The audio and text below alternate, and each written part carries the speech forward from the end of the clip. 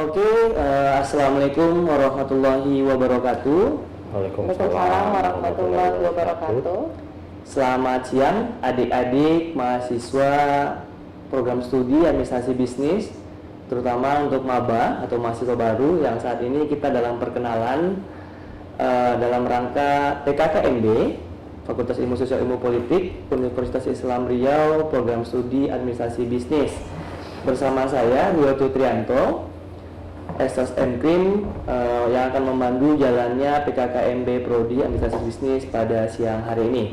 Di kesempatan yang berbahagia ini kita kedatangan langsung nih yang punya Prodi Administrasi Bisnis, yaitu Bapak Arif Rifai MSI yang merupakan selaku Kaprodi dari Administrasi Bisnis. Selamat siang Bapak. Selamat siang. Apa kabar Pak? Baik. Alhamdulillah. Dalam masa pandemi saat ini rutinitas sehari-hari seperti apa nih kira-kira Pak? Jadi lalu lintas sehari-hari kita tetap mengajar mahasiswa secara daring karena situasi pandemi ini. Kemudian di samping mengajar kita juga menjalani bisnis di luar gitu, karena kita dosen bisnis ya harus selain mengajar juga harus berbisnis. Alhamdulillah, luar biasa Pak Arif, panutan untuk mahasiswa administrasi bisnis sekalian. Di samping Pak Arif ada Sekretaris Prodi, Ibu Emma. Silakan Ibu memperkenalkan diri. Baik, terima kasih. Halo adik-adik semua mahasiswa baru. Ya. Selamat datang dan selamat bergabung di Prodi ADM Administrasi Bisnis. Yang insya Allah kedepannya nanti kita sama-sama nanti bertemu dengan banyak dosen-dosen di administrasi bisnis yang tentunya nanti bagi adik-adik semua itu menjadi pengalaman baru ya, karena sebelumnya statusnya masih siswa, tentunya sekarang sudah menjadi seorang mahasiswa. Selamat datang sekali lagi adik-adik di Prodi Administrasi Bisnis, dan ya kembali lagi ke Alhamdulillah, luar biasa Bu Emma.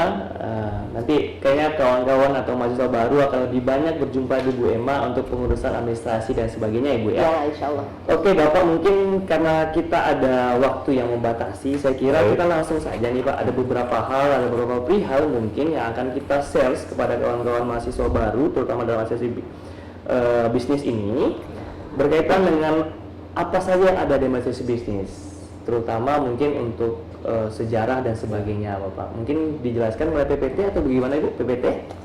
Nggak usah Langsung saja mungkin. Oke Bapak, langsung menjelaskan. Silakan Bapak. Baik, terima kasih kepada saudara moderator.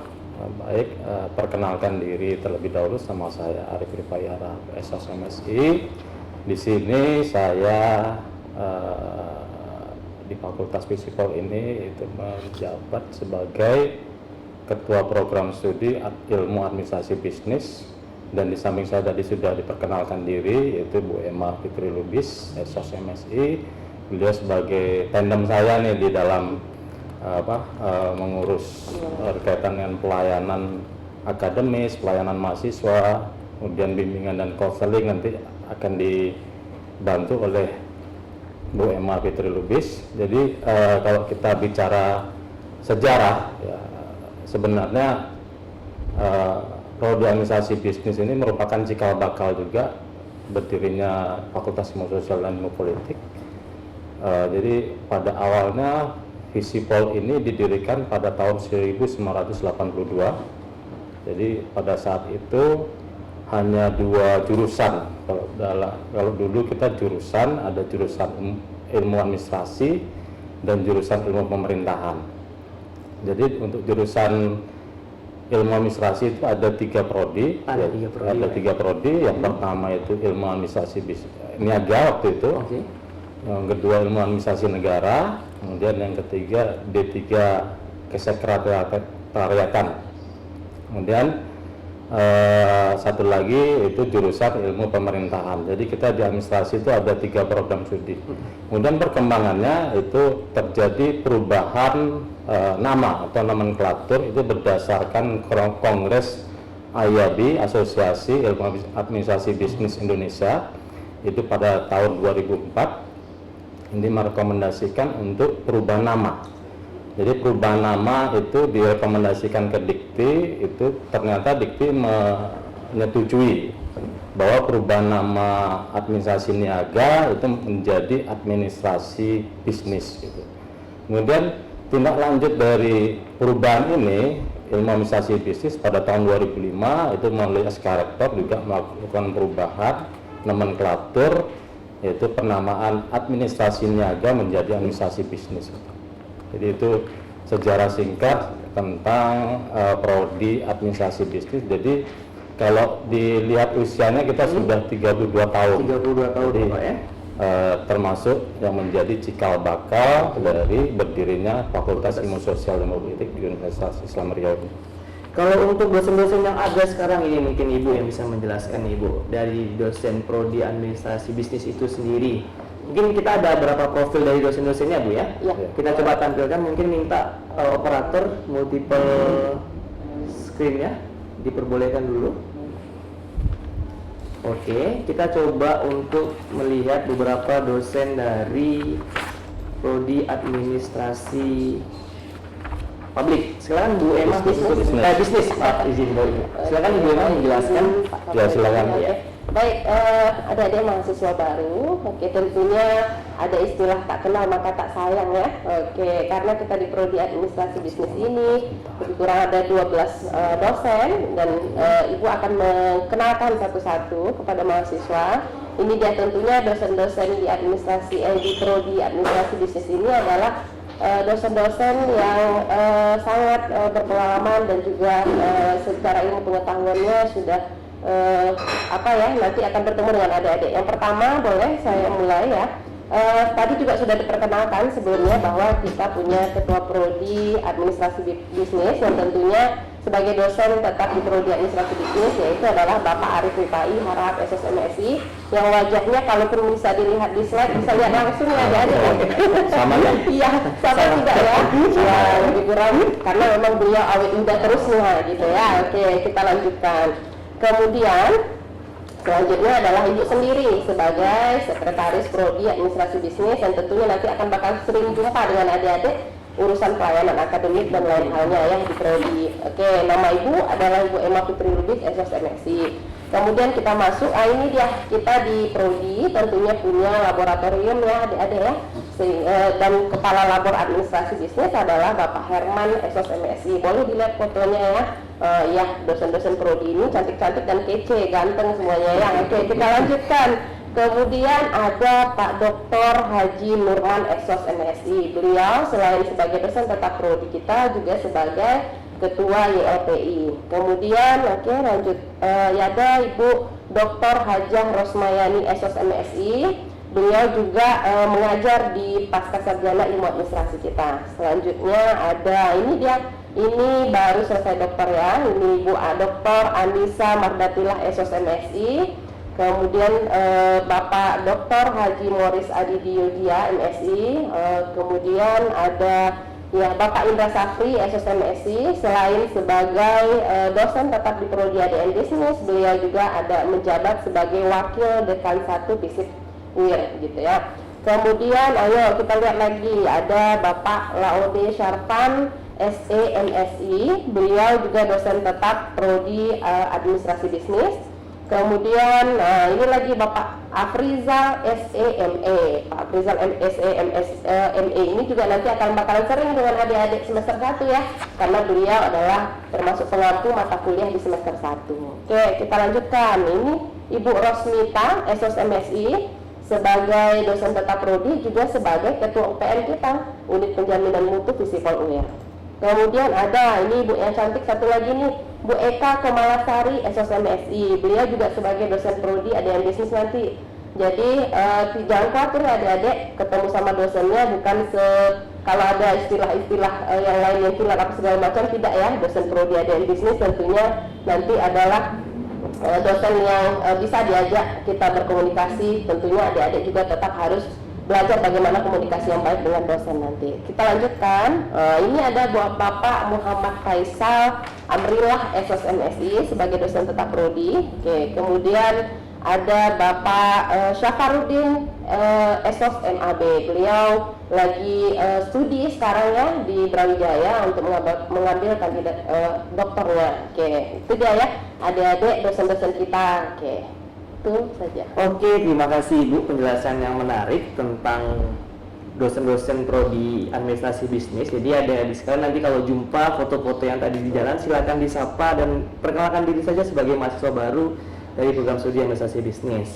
Nah, ini kembali ke Pak Arif nih Pak, Ya, silakan. terutama terkait dengan profil lulusan kita di program studi administrasi bisnis. Seperti apa sih kira-kira itu yang untuk dijelaskan? Yang bisa sedikit saja Bapak gambarkan kira-kira. Baik, Silakan, Pak. sebelum ke profil lulusan, mungkin saya akan menjelaskan tentang visi dan misi Ya. dari program studi administrasi bisnis. Karena dengan mengetahui visi dan misinya, diharapkan mahasiswa paham itu tentang tujuan ke depannya, kemudian kenapa memilih program studi ini, ya. Jadi kalau kita berbicara visi, yaitu sebenarnya kita berbicara tentang ya to be, ingin menjadi apa program studi ini. Jadi biasanya kata visi itu diawali dengan kata menjadi, ya to be. Ya. Sehingga di dalam rumusan visi kita yaitu menjadikan program studi administrasi bisnis sebagai institusi dalam melahirkan tenaga profesional di bidang bisnis. Gitu. Itu salah satu kuncinya. Bagaimana menghasilkan sarjana yang profesional, khususnya yang memberikan perhatian terhadap persoalan bisnis. Jadi dari visi tadi itu nanti akan diturunkan kepada misi. Misi itu artinya bagaimana apa yang akan dikerjakan atau to do gitu. To do artinya apa yang akan dilakukan untuk mencapai visi tadi. Jadi dalam untuk menciptakan tenaga profesional, kita melakukan kegiatan mulai dari pendidikan dan pengajaran, kemudian pengabdian kepada masyarakat, kemudian penelitian, kemudian hasil-hasil penelitian juga dimanfaatkan untuk kepentingan masyarakat. Kemudian juga hasil penelitian juga kita melakukan konsultan bisnis yang bisa dimanfaatkan oleh masyarakat. Dari itu semua, dari visi misi itu tersebut nanti akan tergambar kepada tujuan apa yang tidak dicapai dari mahasiswa yang akan kuliah di administrasi bisnis. Jadi intinya nanti akan menghasilkan lulusan yang memiliki kompetensi. Kompetensi artinya memiliki pengetahuan, keterampilan maupun etika maupun perilaku dalam menjalankan bisnis. Jadi kita harapkan capaian pembelajaran itu dapat menghasilkan mahasiswa yang mampu memahami pengetahuan, mempunyai etika, dan lebih penting lagi mampu menerapkan prinsip-prinsip bisnis dalam kehidupan bermasyarakat. Ya. Wah, menarik sekali capaian yang bisa dicapai oleh mahasiswa bisnis. Jadi untuk mahasiswa administrasi bisnis yang baru bergabung, nggak akan menyesal nih gabung di prodi ini dengan dosen yang kecil-kecil tadi. Kalau kata Bu Emma, dengan capaian yang diharapkan itu luar biasa untuk menjalani masa depan kita ke depannya. Nah, untuk Bu Emma nih Bu, kalau kita berbasis kepada kurikulum kita, seperti apa sih Bu yang ada atau ditawarkan oleh program administrasi bisnis itu sendiri terkait dengan kurikulum yang ada di prodi ini? Silakan Bu Emma. Persoalan kurikulum boleh. Boleh saya tambahkan aja. Boleh Pak Arif. Jadi untuk mencapai visi tadi itu sebenarnya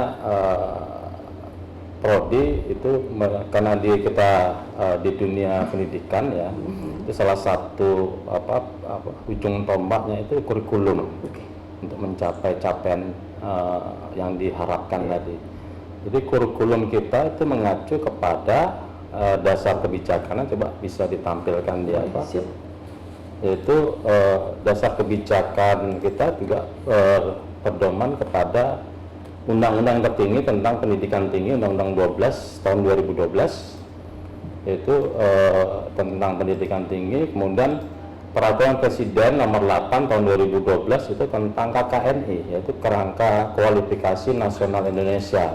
Jadi artinya kurikulum yang kita berikan kepada mahasiswa itu sudah mengacu ke Kerangka Kualifikasi Nasional Indonesia atau KKNI. Kemudian Permendikbud nomor 73 tahun 2013 itu tentang penerapan KKNI di perguruan tinggi. ya. Kemudian yang terakhir itu Permendikti nomor 44 tahun 2015 tentang Standar Nasional Pendidikan Tinggi. Jadi dari situ apa kompetensi yang diharapkan dari lulusan berkaitan dengan kurikulum tadi. Jadi kurikulum tadi itu sebenarnya capaian yang ingin diinginkan sehingga nanti pada akhirnya mahasiswa yang sudah menjadi sarjana itu diharapkan menjadi manajer perusahaan. Iya. Jadi artinya bisa bekerja di dalam konteks perusahaan, kemudian yang kedua bisa menjadi konsultan di bisnis. Ya, kemudian yang lebih saya harapkan sekali sebenarnya menjadi entrepreneur gitu. Jadi artinya harus berubah mindsetnya gitu. Jadi jangan sampai kita kuliah bisnis tapi susah cari kerjaan gitu. Padahal bisnis itu kan sebenarnya sambil kuliah berbisnis pun bisa gitu. Ya, dengan memahami pengetahuan bisnis diharapkan itu tercipta motivasi mahasiswa untuk menjalankan bisnis gitu, mulai dari kuliah. Karena dengan berbisnis saya pikir salah satu alternatif untuk pengembangan karir itu tidak membutuhkan waktu yang lama gitu. Minimal 2-3 tahun itu sudah menjadi orang sukses gitu.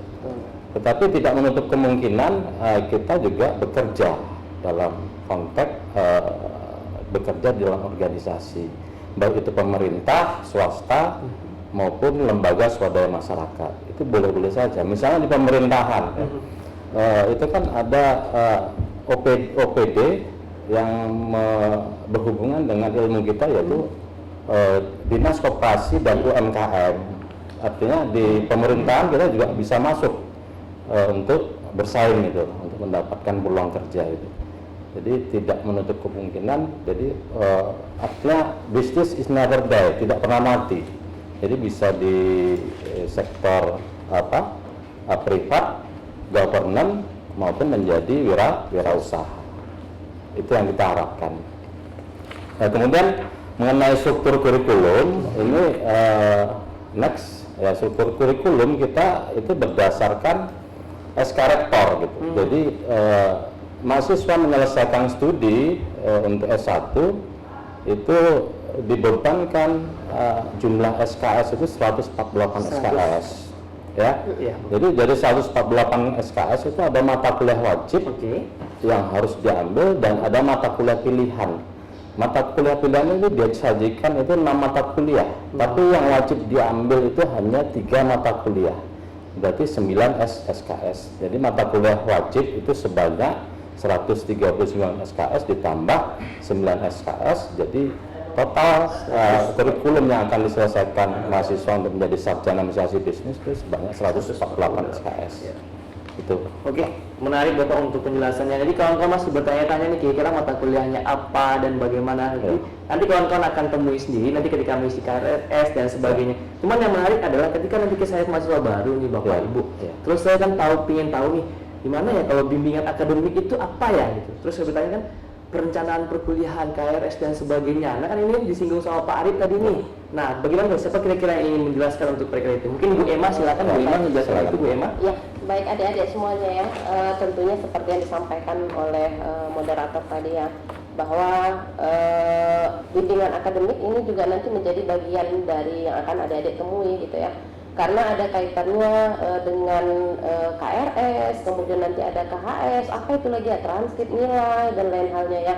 Sehingga nanti kita di UIR sendiri sudah memang ada namanya sistem informasi SIKAD namanya akademik gitu ya. Nanti adik-adik bisa kunjungi SIKAD itu, nanti akan diberikan pada masing-masing mahasiswa username dan passwordnya. Di sana nanti KRS-nya apa sih sebenarnya Bu ya? KRS ini adalah kartu rencana studi. Jadi begitu adik-adik nanti sudah masuk sebagai mahasiswa baru, ini kan masih PKKMB. Insya Allah mungkin hari Senin sudah dibuka nanti sikatnya. Tentunya adik-adik nanti akan berencana nih nanti mau apa mata kuliah yang diambil, nanti bagaimana SKS-nya dan lain halnya. Disitulah nanti adanya KRS ini, kartu rencana studi. Adik-adik nanti akan masuk ke webnya, kemudian nanti mengambil mata kuliah karena ini semester 1. maka mata kuliahnya itu sudah satu paket gitu untuk semester 1 dan semester 2. Tidak ada memilih lagi nanti, jadi sudah tersajikan paketnya nanti sehingga bisa diambil mata kuliahnya gitu. Kemudian nanti KRS-nya dicetak gitu ya. Itu yang pertama. Kemudian nanti bisa adik lihat di YouTube-nya UIR, nanti ada itu keterangan bagaimana sih pengelolaan sikat ini tersendiri, ada di situ lengkap gitu ya. Karena kemudian ada lagi nanti bimbingan akademik tentang KHS, kartu hasil studi ya. Karena kuliah sudah direncanakan nih, KRS-nya sudah diambil mata kuliahnya, tentunya nanti setelah di perkuliahan dilaksanakan, kemudian nanti akan ada ujian penilaian ya, penilaian terhadap kegiatan kalian. Karena di kuliah itu nanti akan ada penilaiannya adalah tugas gitu ya, ada namanya ujian tengah semester, ujian akhir semester, kemudian nanti akan ada absensi nilainya, tugas individu, tugas kelompok. Jadi setelah perjalanan kuliah tentunya nanti ada penilaian dari dosennya, dan inilah nanti termuat di kartu hasil studi. Nanti adik-adik juga akan bisa mencetak KHS itu gitu ya, bimbingan akademik itu dia mengenai KRS, KHS. Kemudian ada lagi nanti PA. Masing-masing mahasiswa akan ada penasehat akademik gitu ya, akan diberikan dosen masing-masing dengan PA-nya. Jadi adik-adik nanti kalau ada kendala nih dalam perkuliahan bisa berkonsultasi dengan PA-nya gitu ya. Gitu. Jadi nanti ketika berjalannya kuliah, Bu, gimana ini saya karena untuk pengambilan mata kuliah juga tergantung IPK ya adik-adik ya. Kalau mungkin semester 1, semester 2 paketan gitu ya, nanti ada 21 atau 24 SKS nanti gitu ya paketan. Kemudian di semester 3 gimana? Semester 3 tergantung IP. Nah ini ada indeks prestasinya nanti dinilai IPK, nama IP ya untuk semesteran, dan untuk tahunan ada IPK. Nanti tergantung IPK. Kalau seandainya IPK-nya 3, sekian bisa diambil maksimal 24 SKS. Itu dia nanti ada aturannya. Kita nanti akan berikan seperti apa aturannya begitu ya adik-adik, lanjutan keterangannya gitu ya. Tapi itu dia pengambilan mata kuliah itu tergantung IPK nanti. Jadi adik-adik harap semangat ya, kalau mau cepat kuliah selesai semua SKS-nya harus rajin, karena pengambilan mata kuliah itu tergantung dari IPK. Kemudian nanti, tapi kalau ada yang mau bertanya lain halnya nanti boleh melalui penasihat akademiknya gitu ya, akan diberikan. Kemudian dan ini lagi bimbingan akademik, kalau kita bicara mungkin ini semester awal ya, nanti ada lagi Bu bimbingan akademik apa lagi yang diperoleh. Nanti adik-adik itu akan tugas akhir juga ada nanti. Ada, karena di mata kuliah kita itu ada namanya adalah usulan penelitian dan skripsi. Tentunya kalau untuk menyelesaikan suatu studi itu adalah dengan penyelesaian skripsi. Nah, ini nanti apa lagi? Ini masih awal-awal ya, masih pengenalan KRS, KHS. Mungkin kalau skripsi nanti bisa dilanjutkan apanya. Oke, menarik Ibu untuk bimbingan. Boleh menambahkan? Ya, silakan Bapak. Jadi intinya learning by doing ya. Oke. Jadi artinya dengan kesempatan ini mungkin tidak tercover semuanya. Jadi artinya Anda kan nanti juga bergaul dengan lingkungan, misalnya dengan senior, itu bisa Anda tanyakan mulai dari proses awal sampai akhir gitu. Kemudian Anda punya penasihat akademis, jadi Anda boleh bertanya. Anda mempunyai ketua program studi, tempat Anda bertanya juga. Anda mempunyai sekretaris program studi, tempat Anda bertanya juga. Jadi intinya yang perlu Anda pahami ya, jangan takut, jangan takut untuk bertanya. Biasa dalam permulaan kita bingung, jadi setelah kita jalani, kita bertanya sama kawan, teman, dosen, itu pada akhirnya apa yang kita harapkan itu dapat tercapai. Dan saya mengharapkan ya, karena tadi saya sudah bicara kurikulum. Kurikulum kita kan kalau kita lihat matriknya itu hanya 7 semester, yaitu kalau Anda lulus sesuai dengan ketetapan yang sudah direncanakan, Anda habis teori itu sampai semester 7, berarti hanya membutuhkan waktu 3 tahun 6 bulan ya. Kemudian sebenarnya bisa Anda selesaikan studi itu 3 tahun 8 bulan.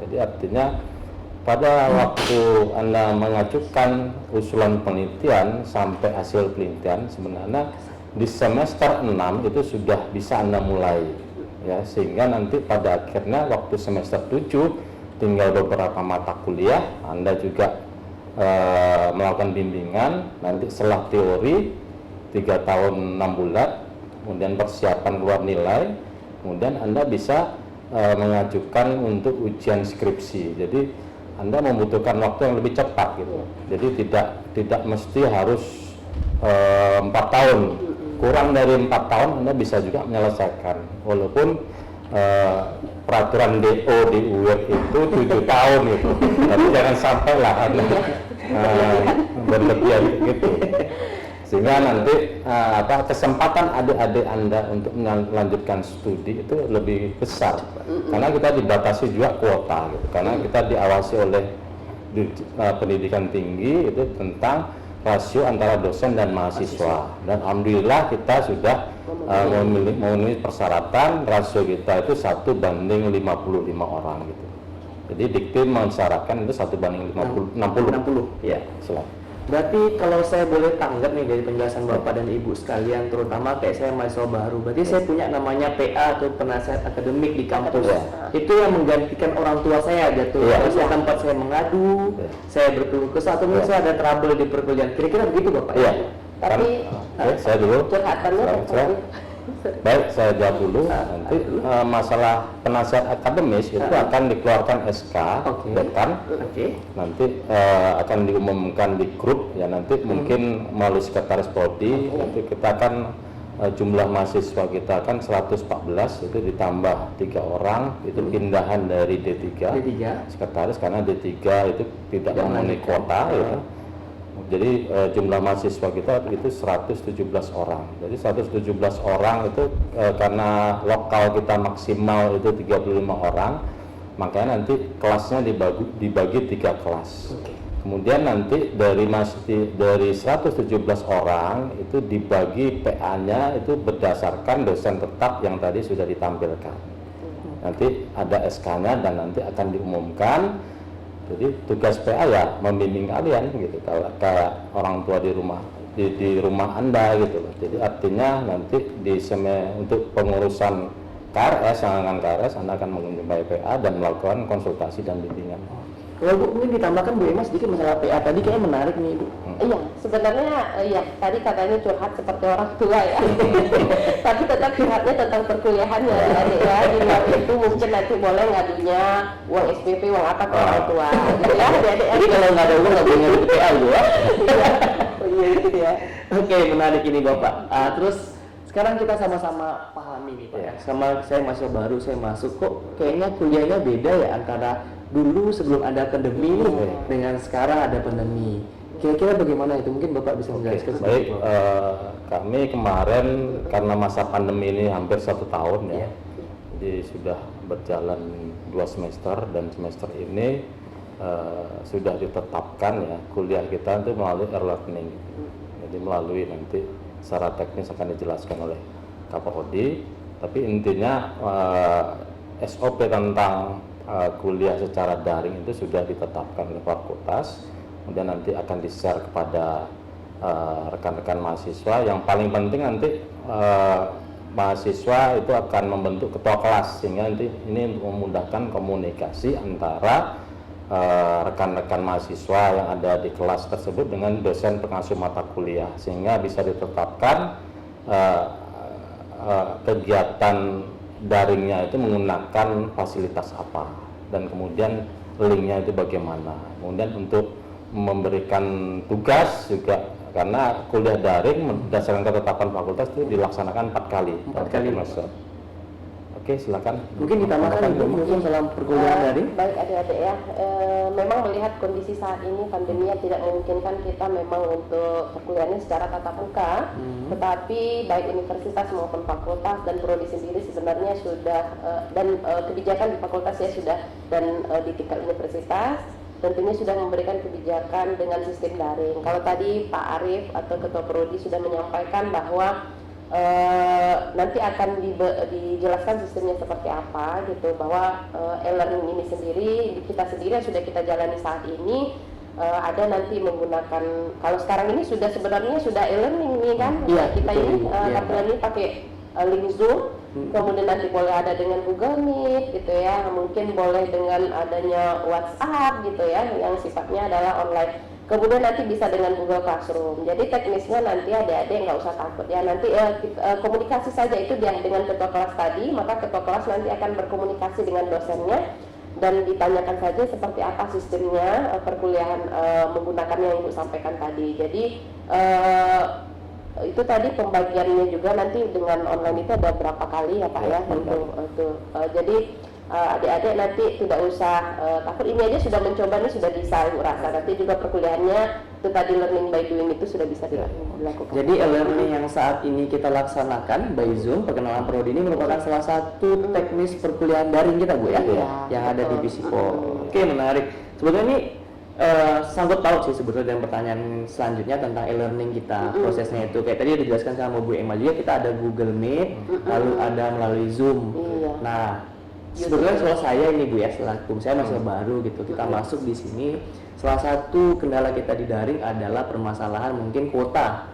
Nah, tapi kalau kita hitung-hitung ulang lebih lanjut, kalau kita kuliah langsung juga kita ada butuh biaya datang juga, minyak juga, kira-kira gitu Pak ya. Jadi hampir-hampir sama gitu ya Bu ya.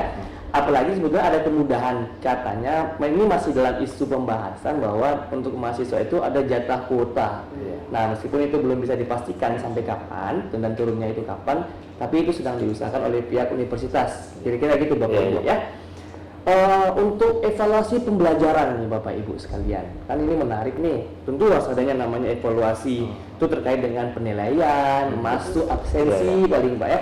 Yang paling menarik adalah nanti kan itu berkaitan dengan IPK juga nantinya di evaluasi pembelajaran. Kira-kira seperti apa mungkin siapa yang menjelaskan silakan. Mungkin Bapak. Jadi evaluasi pembelajaran itu biasanya masing-masing dosen pengasuh mata kuliah itu membuat RPKPS. RPKPS Bapak ya. RPKPS apa artinya rencana pembelajaran semester.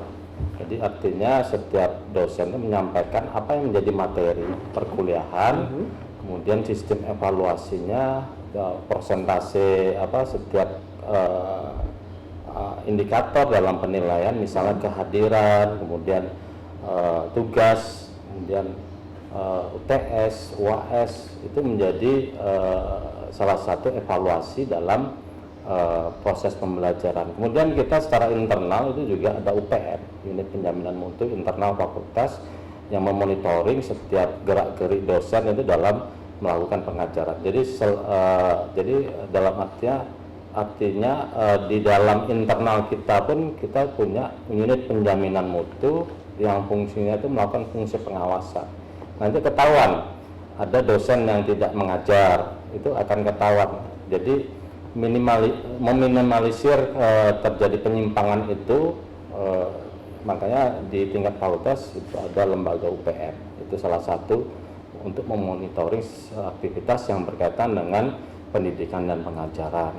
Kemudian masalah penilaian nanti dalam bentuk IP, kalau di semester 1 mungkin nanti keluar indeks prestasi, nanti kalau udah semester 2 nanti akan keluar itu IPK, indeks prestasi kumulatif, dan ini yang dijadikan dasar untuk mengambil jumlah SKS di semester berikutnya.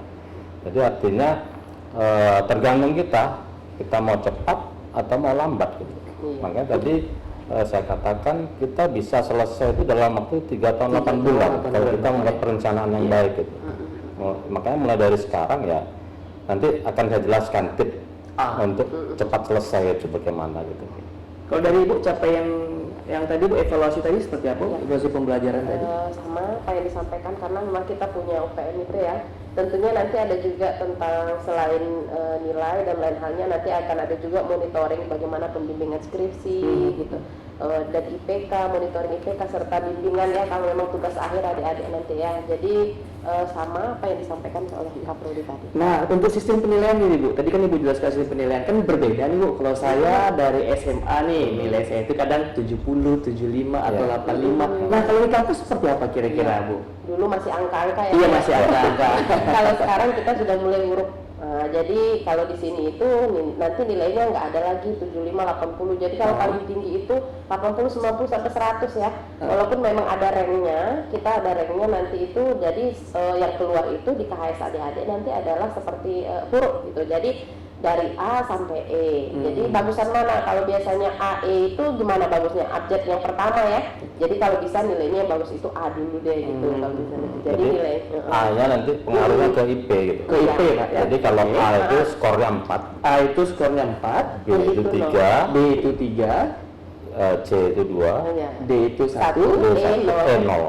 tapi ada pembagian lagi kan? Ada B plus, Iya, ada. ada Oke, ada C plus gitu. Nanti itu berkaitan Ada dengan ranknya. IP nanti yang akan IP. dikeluarkan. IP itu merupakan akumulatif dari semua nilai yang ada dibagi jumlah SKS Ibu ya, Bapak Ibu ya. Nanti IPK itu. Oke. Nah, terus ada yang namanya UTS, UAS. Kalau di SMA mungkin kita kenal istilah apa ya? Ada ujian caturwulan dulu kalau dulu Pak. Kalau itu seperti apa kira-kira Ibu jelaskan? Sama aja kalau sekarang di SMA itu masih UAS juga sebutannya ya. Oke. Untuk UTS ya, ujian tengah semester, Semester. mid semester sorry. Mid Mereka semester. itu ada mid semester gitu ya. Kemudian ada ujian sekolah dan lain halnya. Kalau kita di perkuliahan tentu ada sistem yang disampaikan oleh Pak Rio tadi, ada UTS, ada UAS, ujian tengah semester. Ujian tengah semester ini apa?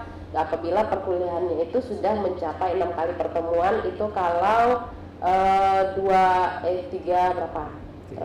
Tiga. 2 SKS. Dua SKS. Kalau 3 SKS nanti pertemuan ke-7 selesai, maka akan diadakan evaluasi atas apa yang adik dapat itu ya melalui ujian tengah semester. Nanti apa lagi? Setelah UTS maka akan lanjut lagi tambahan 7 pertemuan lagi kalau untuk 2 SKS gitu ya, karena 2 SKS itu ada 14 pertemuan. 2 pertemuan lagi UAS dan UTS. Kalau 3 SKS itu nanti bisa ada 12 dengan tambahan UTS dan UASnya. Jadi nanti setelah selesai semuanya nih pertemuannya apa lagi? Itu evaluasinya melalui ujian akhir semester. Itu. Nah, salah satu hal yang menarik nih Bapak Ibu sekalian, ketika saya SMA, ini saya bukan mahasiswa baru Bu ya. Ketika saya SMA terus saya lihat ada kakak-kakak saya lulus, ada predikatnya cum laude gitu Bapak. Terus itu seperti apa sih ranking dari itu Bapak? Mungkin untuk motivasi kita sebagai mahasiswa baru untuk mengejar itu Bapak. Oke. Silakan Bapak. Jadi untuk kategori penilaian itu cum laude itu kalau IPK-nya itu setelah diakumulatifkan dari semester 1 sampai dia lulus ujian skripsi Oke. itu 3,5. 3,5 Tapi Bapak ya. syaratnya tidak ada nilai C Tidak selama ada nilai C. perkuliahan. Nah, itu dengar tuh adik-adik, tidak boleh ada nilai C. Terus Bapak? Kemudian syarat untuk jadi sarjana minimal nilai D itu 2 minimal nilai D-nya atau sekitar 2. 20%. 20% dari Ya, jadi kalau nilai D-nya itu lebih dari 2 ya harus diulang dulu. Tuh, oke, Jadi oke. tapi sebaiknya nggak ada lah nilai Iya. D gitu, atau nilai C, apalagi E. Iya. Jelas tidak bisa jadi sarjana. Kalau D itu didadahin aja ya. Salah satu hal yang menarik nih Ibu Bapak sekalian sebetulnya perkuliahan. Kan kita beda ya dengan sekolah, uniformnya dan ditentukan dan sebagainya. Ya. Mungkin tadi di awal dijelaskan di fakultas bahwa harus berpakaian rapi, kalau perempuan pakai rok, kalau Ya. kampus dan sebagainya. Nah, namun yang paling menarik adalah kalau di sekolah kan kita dengar istilah cabut gitu. Cabut. Tidak masuk kelas dan sebagainya. Iya. Apakah di kampus kita juga diberikan jatah mungkin itu untuk tidak datang atau tidak bisa masuk atau karena sakit atau urusan dan sebagainya? Mungkin Bapak silakan dibantu Baik, untuk karena nantinya tingkat kehadiran itu juga berhubungan dengan evaluasi pembelajaran nilai. Jadi kalau biasanya rambu-rambu dalam pembelajaran itu minimal 2 kali lah. Dari kalau 3 SKS 16 kali pertemuan, kalau yang 2 SKS itu 12 kali pertemuan. Jadi minimal 2 kali dengan alasan yang tepat gitu, misalnya sakit menunjukkan surat keterangan dokter, misalnya ada kepentingan keluarga dengan menunjukkan surat keterangan kepolisian misalnya kan, misalnya ada izin itu dari Ada izin keramaian Bapak ya. izin keramaian gitu. Jadi ada buktinya lah. Tapi saya tambahkan Ya, sedikit, silakan. Pak. Nanti adik-adik ada sistem kontrak perkuliahan Ya, dengan dosen. ya. Jadi nanti itu kesepakatan masing-masing dengan dosennya. Ada yang sampaikan Pak Arif, mungkin kuliah dengan Pak Arif nanti Ya. boleh ya Pak. Oke. 2. Tapi kalau bisa absennya itu full ya, ya. Oh, Jadi bisa dapat semua materi dari dosennya full gitu. Jadi nggak setengah-setengah kita dapat materi dari dosennya. Itu saya rapat. Jadi nanti ada kontrak perkuliahan. Kontrak perkuliahan ini akan dijelaskan seperti apa sistem dengan dosen ini, seperti apa apa namanya yang tadi tentang izin dan lain halnya itu dia. Sebenarnya saya ingin menanyakan tentang tips nih, tapi sebelum sini kan lebih menarik nih tentang pembahasan yang ini. Mungkin kita coba bisa menghubungi Bapak Herman, Ibu ya, selaku kalabor. Bapak Herman, apakah sudah ada di ruangan Zoom? Bapak Herman Esos MSI, selaku kalabor dari administrasi bisnis. Nah, jadi ada kalabor apalagi nih dari administrasi bisnis? Kayaknya ini butuh dijelaskan langsung oleh orang yang diamanahkan untuk mengelola program studi administrasi bisnis. Silakan mungkin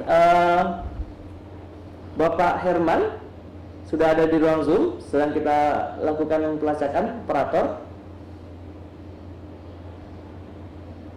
Diminta dibuka dulu mic-nya atau unmute dulu Bapak Herman. Masih termute. Diterima unmute-nya. Oke, siap. Mungkin mic kita dimatiin dulu. Kita di ruang UPM ini lagi membantu UPM ya sembari bantu sana bantu sini lah ya. Baik, apa kabar mahasiswa sekalian? Baik ya kabarnya ya. Baik, perkenalkan nama saya Man Esos MSI. Alhamdulillah saya dipercaya oleh jajaran pimpinan fakultas untuk menjabat sebagai kalabor ADM bisnis ya. Artinya walaupun saya dari prodi beda ya, prodi administrasi publik, tapi saya merasa tidak ada yang tidak bisa ya. Oke. Jadi dalam hal ini saya mohon bimbingan dari pimpinan dekanat dan Kapolri utamanya ya, yang paham masalah labor bisnis ya. Oke, menyangkut dengan labor bisnis itu sendiri, bagaimana cara saya menjelaskannya ya? Udah nampak nih di layar belum? Sudah nampak? Oke, siap. Ini dia. Saya presentasikan dulu. Silakan. Nah, jadi Bang Herman kayaknya agak mundur sedikit lah mukanya karena ini terlalu zoom. Biar nampak muka gantengnya Bang. Izin ya Bang, iya. Oke. Silakan Abang, mungkin mau di share screen ya PPT-nya. Oke, siap. Udah pasti Pak Rio? Sudah Bang. Oke, siap. Next ya. Share screen. Oke, sebelum saya jelaskan lebih lanjut, sebenarnya laboratorium P4 itu ada terdiri dari 5 laboratorium ya.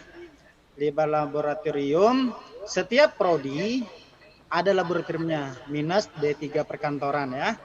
Nah, laboratorium pemerintahan itu dipimpin oleh Pak Hendri Najir Esos MSI. Nah, laboratorium administrasi publik itu sendiri itu dipimpin oleh Pak Andri Kurniawan BPM MSI, dan laboratorium administrasi bisnis itu diketuai oleh saya sendiri Herman Esos MSI. Laboratorium kriminologi itu diketuai oleh Bapak As Karyal SHMH, dan laboratorium hubungan internasional itu diketuai oleh Ibu Artayulda MA. Nah, ini berdasarkan SK Rektor ya nomor 489 garing WIR garing KPTS garing 2020 ya.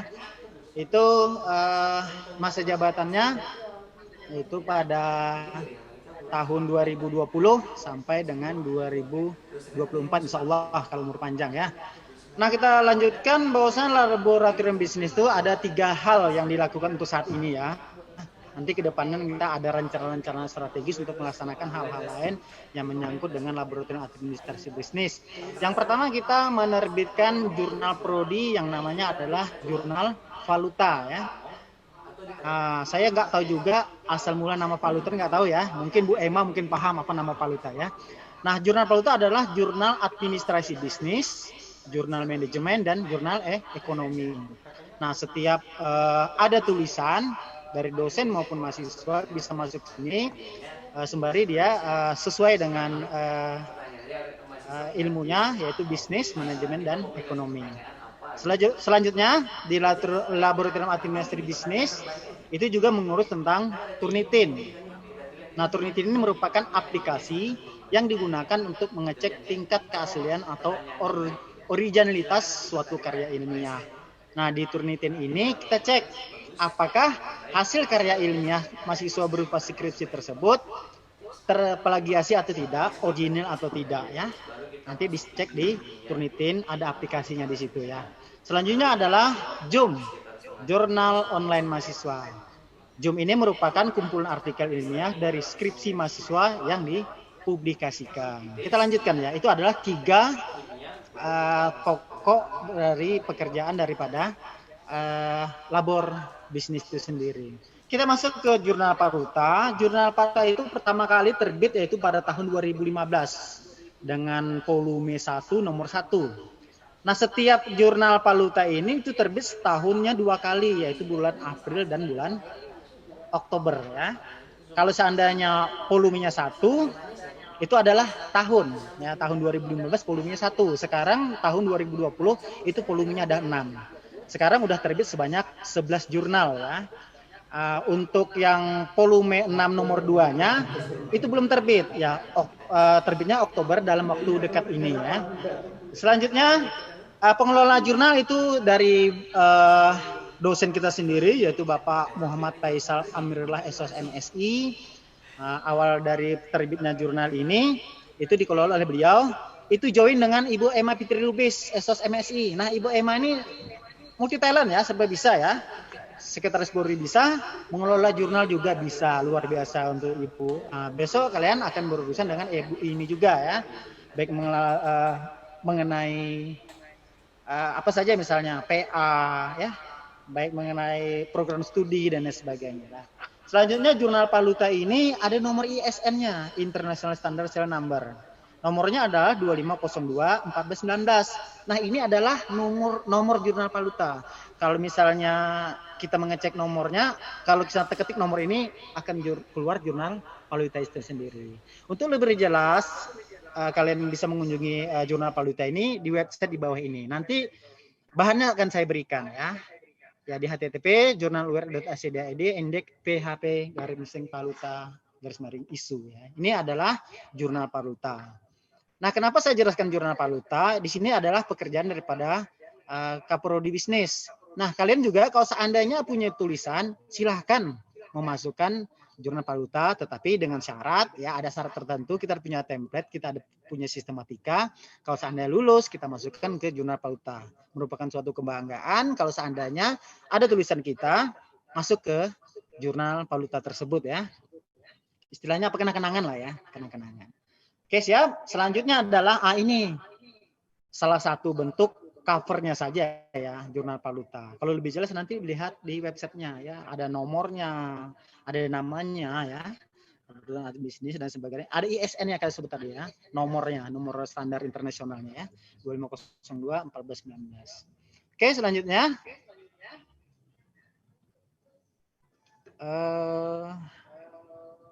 Turnitin. Nah, Turnitin ini juga bagian daripada Laboratorium Administrasi Bisnis. Pengelolanya itu adalah Bapak Aprijal SEME, merupakan dosen daripada administrasi bisnis itu sendiri ya. Nah, jadi kalian mengirim syarat kelulusan skripsi full ya, dari cover sampai dengan daftar pustaka itu menggunakan email kalian sendiri. Ini contohnya saya contohkan lagi-lagi email Ibu Emma ya, contohnya ya. Nanti kalau seandainya kalian punya email, kalian sudah berkuliah di sini, diterima, kalian wajib mempunyai email student ya. Nah, artinya kalian berkuliah di UIR, bukan email umum yang kalian pakai. Karena untuk pembelajaran selanjutnya, untuk masuk ke Google Classroom di e-learning ya, untuk masuk ke Zoom juga memakai email student tadi. Misalnya contoh nama kalian siapa misalnya kan, Ariel misalnya kan, tentu namanya nanti ariel@student.uir.ac.id. Misalnya namanya misalnya Aprijal misalnya ya, tentu namanya aprijal@student.uir.ac.id. Nah, jadi memasukkan Turnitin itu jika kalian sudah selesai kuliah nanti itu dengan format Microsoft Word. Kenapa dengan format Microsoft Word? Supaya editor mudah untuk editnya, atau kalian juga mudah untuk mengeditnya. Jadi skripsi lengkap dari cover hingga daftar pustaka seperti yang saya sampaikan tadi.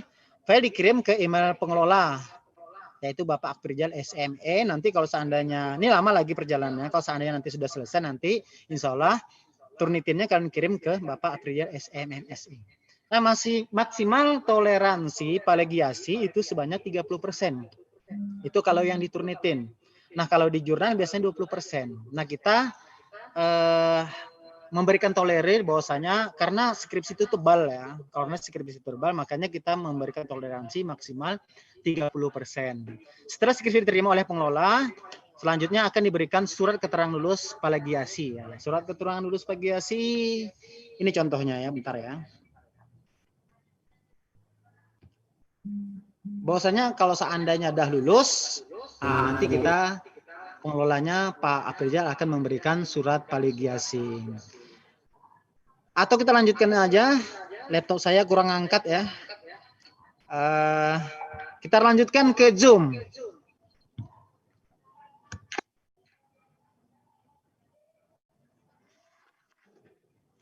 Oke, ini dia Zoom. Jurnal online mahasiswa. Nah, ini selalu ya, selalu kalian syarat kelulusan itu harus membuat sebentuk jurnal ya, sebentuk jurnal artinya ringkasan dari skripsi kalian yang misalnya skripsi kalian itu minimal 60 halaman dan maksimal 200 halaman itu disingkatkan menjadi 8 sampai 15 halaman dengan tetap mengacu kepada sistematika yang dikeluarkan oleh Visipol UIR ya. Nah, jurnal terdiri dari 8 sampai 15 halaman. Ini Zoom ya.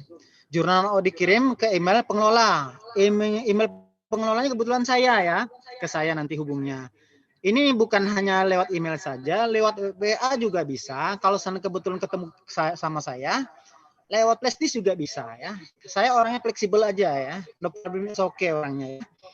Selanjutnya, format jurnal Microsoft menggunakan Microsoft Word sama ya. Setelah sistematika jurnal sudah ditentukan oleh fakultas. Ada juga contohnya. Mau saya bukakan nanti takut kelamaan ya karena laptop saya agak kurang angkat. Selanjutnya, setelah jurnal diterima oleh pengelola, selanjutnya akan diberikan surat keterangan jurnal oleh mahasiswa yang isinya bahwasanya jurnal ini sudah lulus pemeriksaan dari pengelola jurnal Zoom oleh saya, nanti ditantangin oleh WD1 yaitu Pak Indra Sapri. Sama Turnitin juga seandainya lulus Turnitin maksimal 30 berarti harus di bawah 30, 26 misalnya sudah lulus. Itu ditandatangani oleh WD1 ya. Itu seputar Zoom atau jurnal online mahasiswa. Thank you, terima kasih. Itu saja yang bisa saya sampaikan. Selanjutnya ke depannya di labor administrasi bisnis kita akan memberikan pelayanan kepada mahasiswa berupa pembinaan ya, pengembangan kewirausahaan yang dilakukan oleh Prodi Administrasi Bisnis kerjasama dengan Kaprodinya. Ya. Kemarin ada juga rencana kita ya dengan Bapak Indra Sapri selaku WD1 yang kemarinnya adalah Kalabur Bisnis. Kita akan melakukan pembinaan terhadap UMKM, usaha kecil menengah. Namun karena pandemi ya, karena kendala sesuatu hal, kita juga nggak bisa ketemu dengan orang UMKM, makanya hal tersebut kita cancel dulu ya, sampai pandemi selesai. Insya Allah nanti ke depannya kita akan duduk lagi bersama dekanat, WD1, WD2, WD3, Kaprodi, untuk bagaimana labor bisnis ini bisa bekerja dengan sebaik-baiknya dalam rangka untuk pelayanan terhadap mahasiswa. Sekian, terima kasih dari saya. Assalamualaikum warahmatullahi wabarakatuh. Oke, waalaikumsalam warahmatullahi wabarakatuh. Terima kasih Bang Herman selaku Kalabor dari Prodi Administrasi Bisnis. Lengkap ya, saya kira penjelasannya untuk voksi dari labor dari Administrasi Bisnis itu sendiri. Salah satu yang menarik nih Pak Kaprodi, selain Kalabor kita punya yang namanya Himpunan Mahasiswa Administrasi Bisnis. Kalau untuk Bapak, seperti apa sih pandangan dari himpunan ini Bapak? Jadi Himpunan Mahasiswa Bisnis itu salah satu organisasi kemahasiswaan itu yang Prodi Administrasi Bisnis. Jadi kalau adik-adik nanti memiliki waktu kemudian untuk belajar berorganisasi bisa bergabung di organisasi kemahasiswaan. Jadi kegiatannya banyak ya, di samping diskusi ilmiah juga seminar, itu juga melakukan semacam kegiatan kemasyarakatan, misalnya ke panti sosial, kemudian kegiatan-kegiatan akademis, misalnya lomba bisnis plan gitu yang diadakan setiap tahunnya gitu. Itu sudah kemarin yang pertama tuh di tingkat WIR, kemudian saya sarankan di tingkat Pekanbaru, kemudian di tingkat Riau, dan kedepannya mungkin di tingkat nasional gitu. Jadi artinya untuk mahasiswa yang ingin aktif di organisasi kemahasiswaan bisa nantinya menghubungi pelaksana atau ketua, sehingga nanti bisa dikoordinasikan apa yang akan dilakukan ke depannya gitu. Jadi mahasiswa baru sekarang ini secara tidak langsung sudah sah menjadi himpunan mahasiswa prodi organisasi bisnis. Ya, sudah sah. Makanya melalui kegiatan KKMB ini juga kan sudah dijelaskan oleh mahasiswa itu tentang apa yang akan dilakukan, kemudian apa yang menjadi hak dan kewajibannya, kemudian otomatis untuk mahasiswa administrasi bisnis merupakan sebagian dari himpunan mahasiswa administrasi bisnis. Jadi dukung kegiatannya, kemudian kedepannya artinya kegiatan kemahasiswaan juga nanti akan mendukung kegiatan program studi gitu. Mungkin kita punya video profil ya dari prodi atau dari himpunan, maksud saya himpunan mahasiswa administrasi bisnis, yang bisa kita share ke kawan-kawan mahasiswa baru. Seperti apa sih himpunan kita? Mungkin silakan operator. Kamera roll. Assalamualaikum warahmatullahi wabarakatuh. Alhamdulillahirabbil alamin, puji syukur atas kehadiran Allah Subhanahu wa taala. Karenanya lah kita masih diberikan nikmat kesehatan sehingga dapat melaksanakan kegiatan penyambutan mahasiswa baru angkatan 2020. Salawat dan salam tidak lupa pula kita hadiahkan kepada Nabi besar kita, Nabi Muhammad SAW, dengan mengucapkan Allahumma sholli ala sayyidina Muhammad wa ala ali sayyidina Muhammad. Kami mewakili dari teman-teman kepengurusan organisasi Himpunan Mahasiswa Administrasi Bisnis mengucapkan selamat datang dan selamat bergabung di Universitas Islam Riau yang kita cintai ini, khususnya di Prodi Administrasi Bisnis Fakultas Fisipol. Selanjutnya, kami berharap agar teman-teman mahasiswa angkatan 2020 dapat segera menyesuaikan diri dan mampu berkarya sesuai dengan apa yang ditekuni secara baik, memanfaatkan berbagai fasilitas yang ada. Selanjutnya, kami akan memperkenalkan organisasi mahasiswa Prodi ADM Bisnis, yaitu Himpunan Mahasiswa Administrasi Bisnis yang disingkat dengan Himia Bisnis. Sejarah Himia Bisnis itu pertamanya sebelum menjadi Himia Bisnis, namanya disebut dengan Himia. Jadi di situ terdapat 3 organisasi langsung. Yang pertama, organisasi administrasi publik, bisnis, dan perkantoran. Setelah pada tahun 2016 maka dimekarkan lagi menjadi namanya Himianya, ditambahkan dengan nama prodinya, yaitu Himia Bisnis dan Himia Publik serta Himia Perkantoran.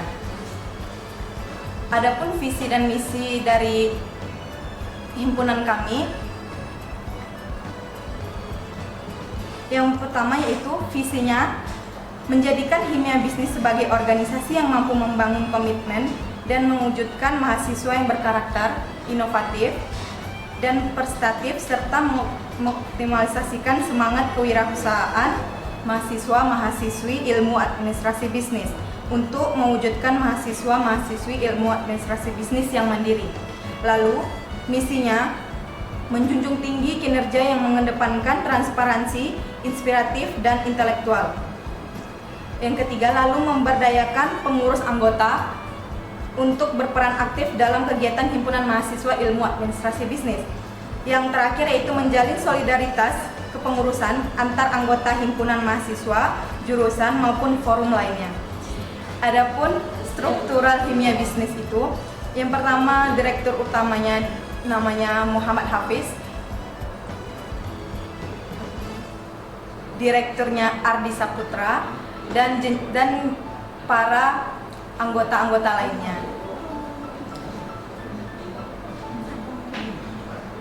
Adapun kegiatan dari himpunan organisasi kami itu, yang pertama ECS Expo. Di situ ada terdapat talk show, workshop, business plan, cerdas cermat, dan fashion show. Lalu juga ada bisnis mengabdi. Di situ nanti pengabdian kepada masyarakat, memberikan sosialisasi dan mengadakan pasar murah. Selanjutnya, bisnis berbagi. Adanya kegiatan ini seperti berbagi takjil, berbagi makanan ke panti asuhan. Lalu silaturahmi keluarga besar Himia Bisnis dengan alumni, seperti acara buka bersama di bulan Ramadan, dan terakhir Milad Himia Bisnis yang diadakan pada tanggal 26 Oktober. Selanjutnya juga ada kegiatan LDKO dan Family Gathering. Baiklah, akan dilanjutkan lagi oleh Tari Fitriani.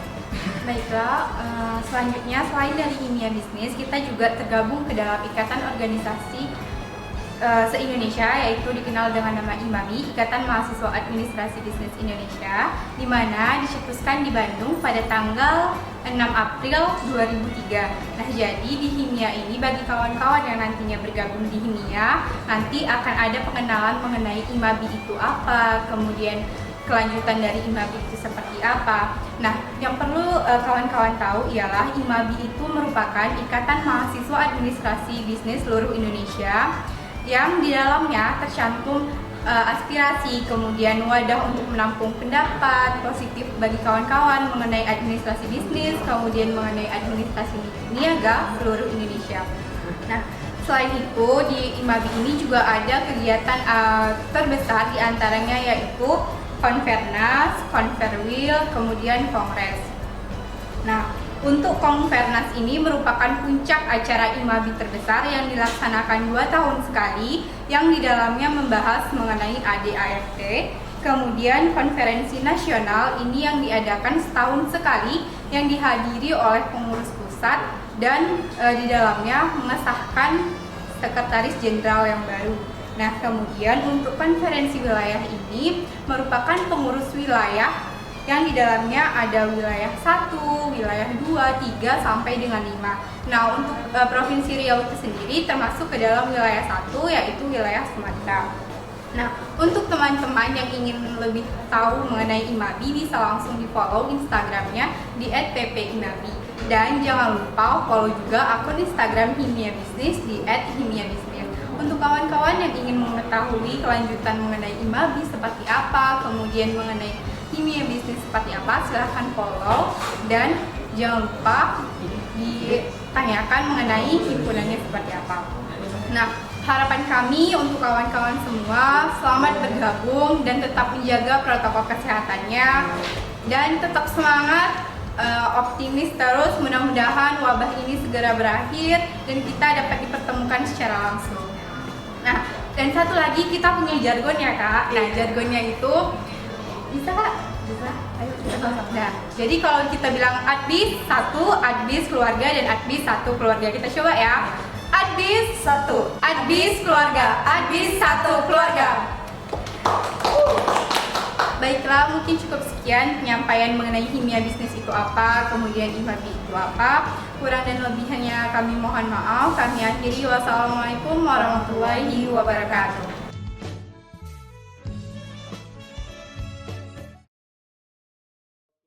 Video yang menarik untuk pengenalan himpunan mahasiswa administrasi bisnis. Jadi dari kawan-kawan himpunan mahasiswa bisnis. Jadi nanti pada adik-adik mahasiswa baru. Nah, ini kan ada nih tadi pengenalan mahasiswa bisnis. Ketika nanti saya ingin dong untuk gabung nih, bagaimana dan seperti apa, kepoin dulu nih IG-nya gitu. Apa sih aktivitas-aktivitasnya dan sebagainya. Kalau mungkin tadi Pak Kak Prodi sudah menjelaskan sedikit tentang himpunan mahasiswa bisnis. Kalau dalam pandangan Ibu Sekretaris Prodi nih, untuk Himia Bisnis sendiri seperti apa sih kira-kira Ibu? Ya, baik. Tadi sudah dengar adik-adik ya video dari kakak-kakaknya pengurus Himia Bisnis ya. Oke, memang dalam suatu baik dulu mungkin SMA juga ada organisasi ya, organisasi OSIS, kemudian ada organisasi apa gitu ya dulu, Bu, karena sudah berapa tahun yang lalu SMA ya, udah mulai hampir lupa gitu kan. Cuman di kita juga ada itu tadi himpunan mahasiswa ilmu administrasi. Jadi himpunan mahasiswa ilmu administrasi ini nanti adik-adik akan paham bagaimana sih sebenarnya lingkungan organisasi di tingkat mahasiswa itu apa kegiatannya gitu ya. Tadi juga sudah dijelaskan sebenarnya, begitulah lebih kurangnya apa itu himia. Jadi selain kita dapat teori di kelas, kita juga nanti bisa bergerak kegiatan-kegiatan kemahasiswaan di himia itu nanti dengan kakak-kakaknya tentunya. Oke, sebelum nanti ini kita masuk ke sesi tanya jawab untuk adik-adik mahasiswa sekalian, saya kira banyak pertanyaan yang bisa disampaikan ini ke Bapak dan Ibu sekalian nih sebagai narasumber kita di siang hari ini. Jadi nanti kawan-kawan sekalian silakan melakukan raise hand atau tekan tombol raise hand yang ada di Zoom-nya. Nanti operator akan memilih kawan-kawan yang ingin bertanya tadi untuk ditampilkan video dan suaranya di dalam halaman Zoom dan YouTube kita. Oke, sekali lagi untuk adik-adik sekalian, sebelum kita masuk sesi tanya jawab, silakan nih tekan tombol raise hand yang ada di Zoom.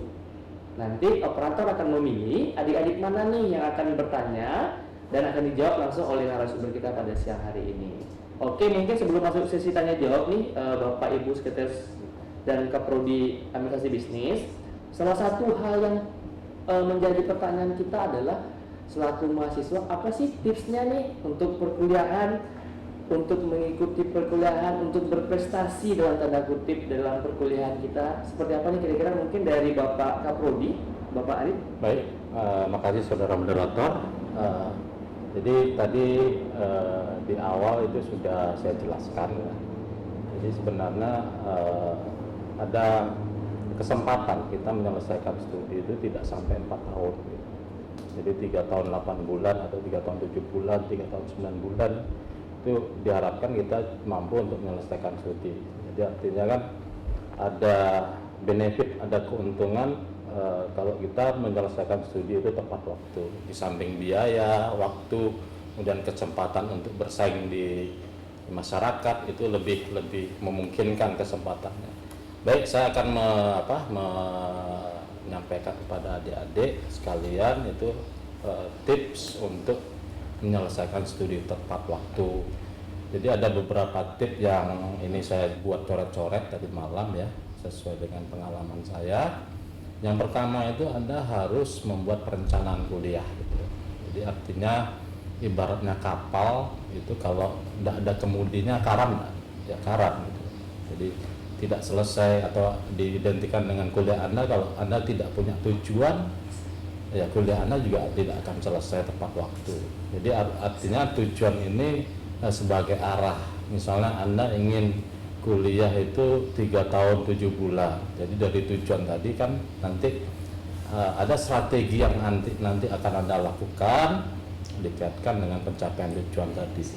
Kemudian yang kedua itu disiplin. Jadi disiplin artinya disiplin dalam aktivitas kegiatan pendidikan dan pengajaran. Jadi artinya setiap mata kuliah itu punya beban, yaitu tugas, ya, kemudian kehadiran, UTS, UAS. Itu kalau bisa Anda ikuti secara seluruhnya, sehingga itu menjadi poin dari evaluasi pembelajaran, sehingga nanti Anda tidak mengulang, Anda tidak mendapatkan nilai C gitu.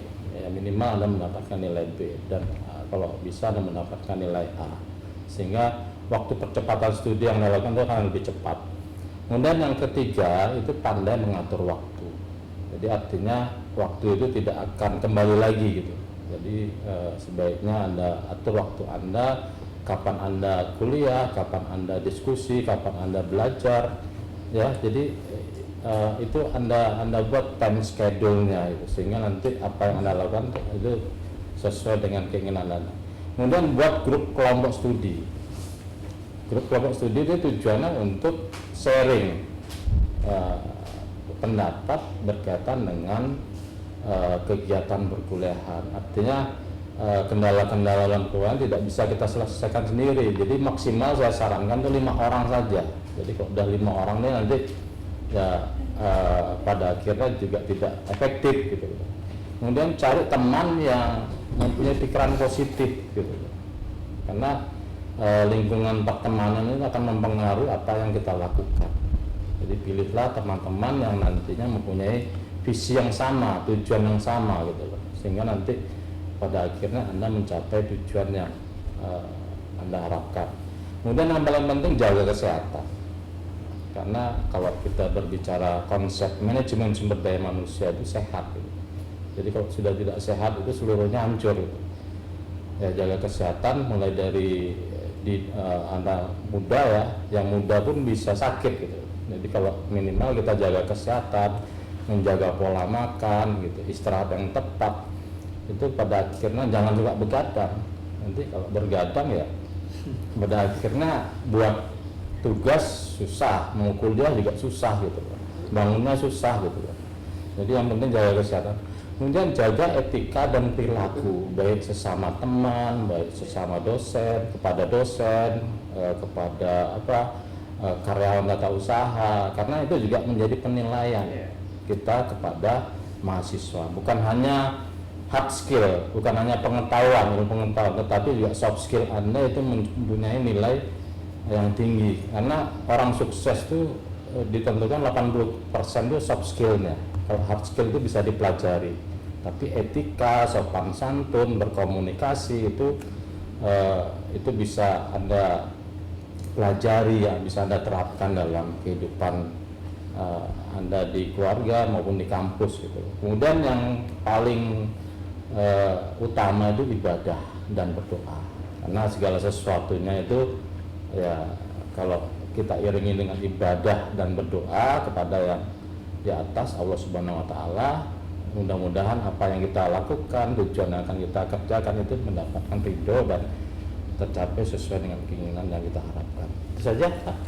Terima kasih nih, tips yang luar biasa yang harus kawan-kawan note nih di bukunya kalau perlu, dari Bapak Kaprodi Administrasi Bisnis, yang bisa kayak tadi Bapak bilang prestasi untuk lulus 3 tahun 8 bulan. Nah itu nih salah satu tips and tricksnya. Nah kita minta juga nih tipsnya dari Ibu Sekretaris Prodi, Ibu Emma. Menurut Ibu apa sih Bu tips dan triksnya Bu? Silakan Ibu. Oke, baik adik-adik ya. Kalau memang sama sebenarnya ya. Kalau ada cepat ke suatu tujuan itu lebih cepat pakai pesawat, bisa pakai pesawat daripada pakai bus. Orang pilihnya pakai pesawat aja ya.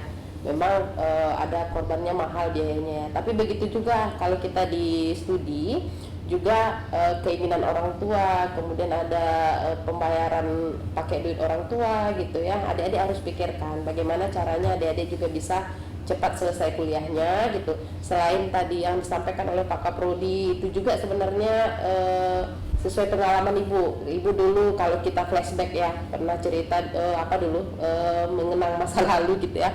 Sewaktu kuliah S1, alhamdulillah 3,5 tahun bahkan ibu sudah selesai menyelesaikan sarjana gitu ya. Tipsnya apa sih Bu? Itu dia, kita ikuti prosedur dan aturan yang ada di tempat kita berkuliah. Kemudian jangan macam-macam, itu tadi yang disampaikan Bapak, jaga kesehatan. Kemudian nanti ikuti semua tata tertib. Yang kemudian adalah termasuk etika tadi itu adik-adik juga harus jaga bagaimana sebenarnya bersikap dengan dosen, sesama teman, karena kita itu lingkungan akademik ya, tentunya sudah harus beda lagi di zamannya dulu sebagai siswa dengan mahasiswa gitu ya. Itu dia yang perlu diperhatikan.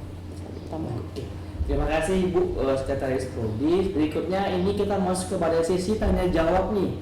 Nah, kawan-kawan mahasiswa baru terutama pasti banyak hal yang dipikirannya masih bingung nih, seperti apa sih sistem perkuliahan, atau mungkin ada yang ditanyakan lagi menurut kawan-kawan yang masih mengganjal di pikiran atau di hati kawan-kawan. Silakan lakukan raise hand atau langsung menghidupkan tunjuk tangan pun nggak masalah. Kalau misalnya bingung dengan raise hand, kawan-kawan silakan tunjuk tangan. Atau nanti saya panggil nih, kalau belum ada yang bertanya, saya panggil aja untuk bertanya.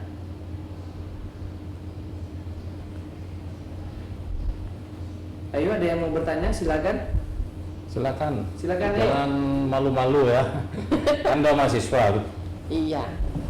Nah, ya dan dibilang tuh sama Pak Ngobrodinya, kalau mahasiswa ini kayaknya bukan lagi zamannya kita Ya. cuma diam di kelas, ya kan? Hah? Jamalul lahir. Oke. Oke. Oke, siapa?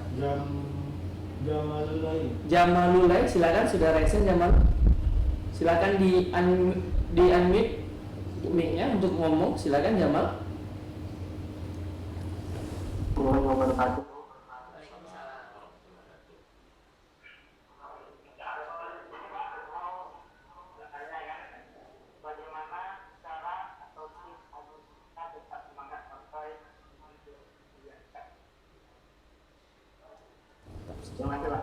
Oke Jamal, itu aja dari tips ya Jamal ya, nanya gimana sih biar semangat sampai kuliah sampai akhir. Betul nih Jamal nih, karena kalau kita lihat ada kakak-kakak kita yang kuliah sampai dengan 7 tahun 8 tahun, malah DO Bapak ya. Jadi kalau pertanyaan Jamal kira-kira seperti apa nih Bapak Kaprodi? Jadi sifat lahiriah manusia itu pembosan gitu. Jadi artinya dalam jalani bisnis itu juga, ini saya contohkan di bisnis ya. Dalam jalan bisnis juga ada up down. Jadi bagaimana kita menjaga ritme supaya kita tidak bosan gitu.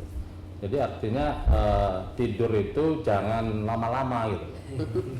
Satu hari aja. Jadi kalau Anda merasa bosan, Anda lakukan yang Anda itu yang membuat Anda itu senang. Sehingga misalnya Anda hobi manjat gunung, panjatlah gunung dulu. Atau Anda hobi ke mall lah dulu. Sehingga nanti pada akhirnya kebosanan Anda itu bisa luntur dan Anda semangat lagi gitu. Itu tips dari saya gitu. Kalau dari Bu Emma kira-kira seperti apa Bu Emma? Apa ya, karena ibu selalu semangat sebenarnya. Jarang tidak bersemangat ya, karena memang sebenarnya apa,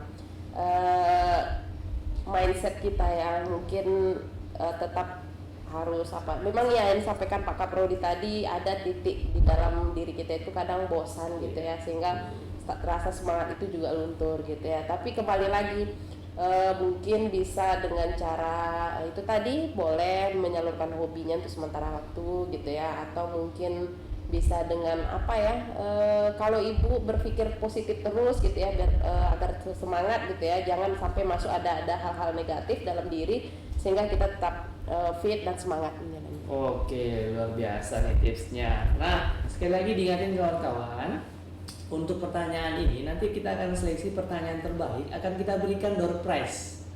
Nanti akan dihubungi oleh panitia setelah acara. Jadi jangan takut untuk bertanya, apalagi kalau pertanyaannya menarik dan menurut kami layak untuk diberikan door prize, akan kita berikan, akan kita hubungi, akan kita kontak melalui panitia. Oke, selanjutnya silakan yang ingin mau bertanya. Okti, silakan Okti mau bertanya. Di unmute videonya Okti.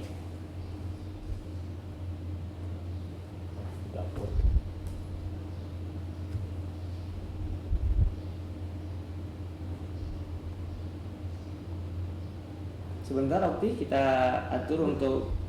Sudah, Okti silakan berbicara Okti. Ya, halo Bu. Ya.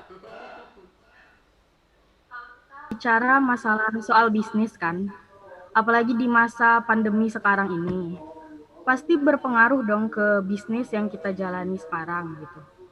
Gimana sih, gimana kita cara mengatasi masalah bisnis di masa pandemi sekarang ini?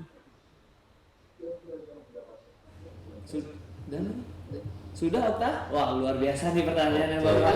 Masalah Nyambung dan berat bisnisnya ya. sangat berkaitan nih terutama. Ini kayaknya pertanyaan-pertanyaan wartawan untuk bikin suatu analisis di koran nih kayaknya nih Bapak Ibu. Mungkin silakan Bapak mungkin yang jawab dulu. Baik, memang situasi pandemi sekarang ini COVID-19 itu memiliki dampak ya terhadap sektor bisnis, dan kita berdoalah mudah-mudahan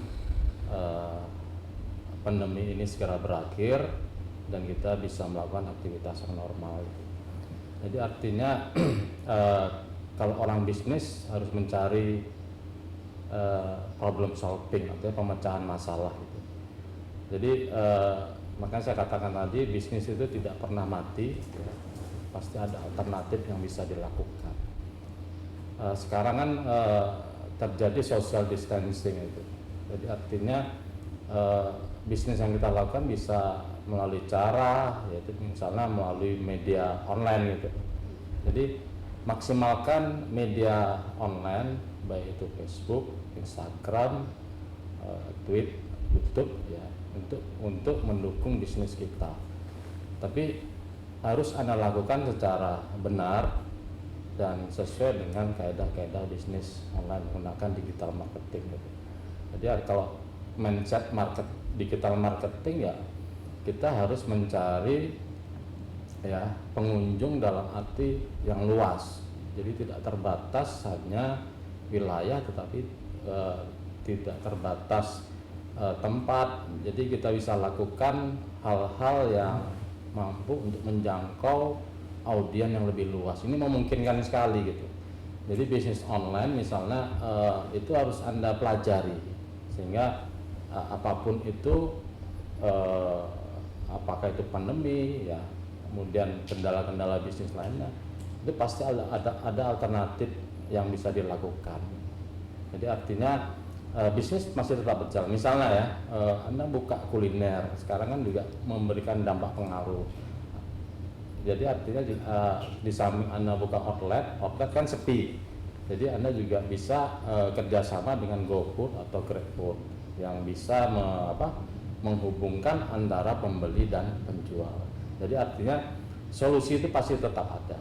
Dalam dunia bisnis itulah tantangan maupun rintangan yang harus dihadapi. Jadi jangan patah semangat gitu. Oke, mungkin dari Ibu Emma, kira-kira seperti apa Ibu? Iya, lebih kurang sebenarnya sama dengan Pak Kaprodi. Apalagi Pak Kaprodi kita juga sudah melintang di dunia bisnis ya. Udah lama pengalamannya ya adik-adik ya. Jadi kalaupun ada situasi pandemi saat ini, tentunya sebagai seorang pebisnis punya banyak cara bagaimana. Ya memang tidak bisa dipungkiri ya, kalau kita lihat saat ini kondisi ekonomi, kemudian kondisi usaha kecil dan menengah itu lagi turun ya. Tapi tetap kita kalau seorang pebisnis tentu punya cara bagaimana meningkatkan tetap bertahan bisnisnya gitu ya. Kalau mungkin cari peluang atau cari konsumen tipe seperti apa, itu bisa nanti di perkuliahan bisa kita lihat tips-tipsnya adik-adik ya. Karena ini kan prodi administrasi bisnis, tentunya nanti di perkuliahan banyak kali sebanyak-banyaknya tips dan trik bagaimana menjadi seorang entrepreneur nanti. Oke, ada mata kuliah kewirausahaan juga ya adik-adik ya. Oke. Nah, ini untuk informasi aja nih adik-adik sekalian ya. Kalau misalnya orang bilang orang itu hanya bisa dalam satu keahlian, contoh ya, mungkin teorinya dia hebat, praktiknya tidak. Nah, untuk Bapak Kaprodi kita ini terbantahkan. Selaku hebat dalam teori dan sebagainya, Bapak Kaprodi ini sukses dalam beberapa bisnis yang sudah dijalankannya saat ini. Mungkin malah adik-adik sekalian sudah pernah mungkin membeli ataupun mungkin mengetahui dari bisnis. Ada berapa kira-kira Bapak sekarang yang sedang jalan bisnisnya Bapak? Jadi bisnis yang saya jalankan ya kalau awal dari sampai sekarang itu ya, kita seorang pebisnis itu harus mencari peluang gitu. Apapun yang bisa kita manfaatkan peluang tadi ya kita lakukan. Saya pernah bisnis sepatu, bisnis kuliner gitu, bisnis MLM pernah juga gitu. Kemudian sekarang lagi merambah kuliner gitu. Ya, karena dan itu baru bisnis rumah kos juga, itu memberikan dampak juga. Iya betul. Saya dari sekian kamar ya sekarang tinggal 5 kamar yang terisi, itu dampak, tapi tidak ada persoalan gitu, tetap lanjut gitu. Jadi cari alternatif yang lain sehingga nanti apa yang kita upayakan itu ya tidak berhenti sampai di situ gitu. Jadi yang namanya bisnis itu wajar kalau kita jatuh dan bangun lagi ya. Oke, adik-adik sekalian, silahkan nih Mas, kita masih punya waktu sekitar 10 sampai dengan 15 menit sebetulnya. Kalau masih ingin bertanya, silakan raise hand. Yang baru 2 pertanyaan nih. Habib, ada? Habib Al-Habsi, kata operator. Habib, siap Habib untuk bertanya? Habib? Ya, Pak. Oke, silakan Habib. Izin bertanya, Pak. kalau ngomongin bisnis kan tidak jauh dari perusahaan, Pak. Jadi, apakah jurusan administrasi bisnis ini hanya diperuntukkan bagi mereka yang ingin kerja di perusahaan? Oke, terima kasih Habib. Pertanyaannya menarik. Mungkin langsung dijawab. Silakan Baik, Bapak. mengenai prospek kerja ya, prospek atau peluang kerja nanti setelah tamat, saya pikir tidak monoton di perusahaan. Jadi sebenarnya banyak hal yang bisa menjadi tempat di mana sarjana ini akan mengembangkan karir dia gitu. Jadi bisa juga di pemerintahan bisa juga. Jadi beberapa rekrutmen dilakukan pemerintah itu juga membutuhkan sarjana jurusan administrasi bisnis untuk ditempatkan di bidang ekonomi ya, karena negara ini juga butuh ya sarjana yang memahami bidang yang berkaitan dengan bisnis. Misalnya tadi saya katakan di Dinas Koperasi dan UMKM itu juga membutuhkan sarjana administrasi bisnis. Jadi tidak menutup kemungkinan hanya di perusahaan, tetapi sebagai calon sarjana administrasi bisnis ya. Jadi ada beberapa alternatif ya, misalnya ya kalau Anda bekerja di pemerintahan atau di perusahaan, jadi supaya ilmu Anda tidak hilang, tidak ada salahnya Anda juga melakukan aktivitas bisnis gitu.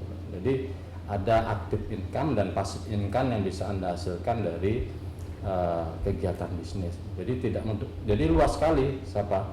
Misalnya di LSM juga ada yang bergerak di bidang kemiskinan masyarakat gitu loh. Jadi bagaimana memberdayakan masyarakat supaya masyarakat itu dari kondisi yang tidak berdaya menjadi berdaya. Jadi sangat luas sekali, segala bidang itu bisa dimanfaatkan gitu loh. Jadi artinya sebenarnya ya pengetahuan itu sifatnya umum gitu. Jadi dalam aspek kontekstualnya itulah sesuai dengan kebutuhan kita ya, jadi artinya sarjana administrasi bisnis bukan hanya ditujukan bekerja pada perusahaan, tapi di sektor pemerintah, di sektor publik, LSM ya, perbankan itu bisa juga membutuhkan sarjana administrasi bisnis. Jadi sangat luas sekali peluang kerja. Oke, menarik. Kalau Bu Bema ada mau menambahkan, silakan Ibu. Cukup saya Cukup rasa. Ibu ya. Ya. Oke, terjawab ya, Habib ya. Silakan yang lain yang ingin mau bertanya, silakan. Rahmatul Akmal. Rahmatul bersiap. Silakan Rahmatul.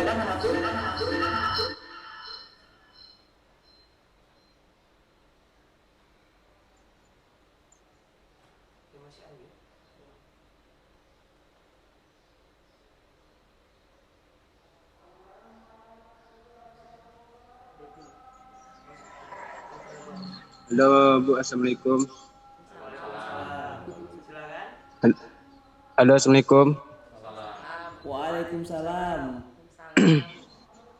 Ini saya ingin bertanya nih, sekarang ini masih belum normal suasana dan kondisinya. Jadi belum diperbolehkan tatap muka, semuanya masih secara online. Pertanyaan saya, di era new normal nanti, apa peran kami sebagai pemuda mahasiswa ke depannya? Ini luar biasa nih pertanyaannya nih. Kayaknya pertanyaannya Google ya. Tidak ya. Oke, Bapak mungkin langsung dijawab aja nih Pak. Ini menarik nih Pak pertanyaannya Pak. Peran mahasiswa di era seperti ini Pak. Jadi peran mahasiswa di situasi pandemi ini. Iya betul. Jadi peran mahasiswa di situasi pandemi ini ya ikuti segala proses atau prosedur sebagai seorang mahasiswa ya. Jadi artinya informasi ini kan terbatas, bisa melalui media, tapi itu tidak menutup kemungkinan untuk kita tidak melaksanakan aktivitas gitu. Jadi artinya Anda juga bisa, tadi saya katakan buat grup mahasiswa itu kan bisa Anda buat grup mahasiswa, kemudian grup dosen dan mahasiswa ini untuk mempermudah komunikasi Anda untuk berkaitan dengan pendidikan dan pengajaran. Di samping itu yang perlu Anda lakukan ya lakukan kegiatan-kegiatan positif gitu.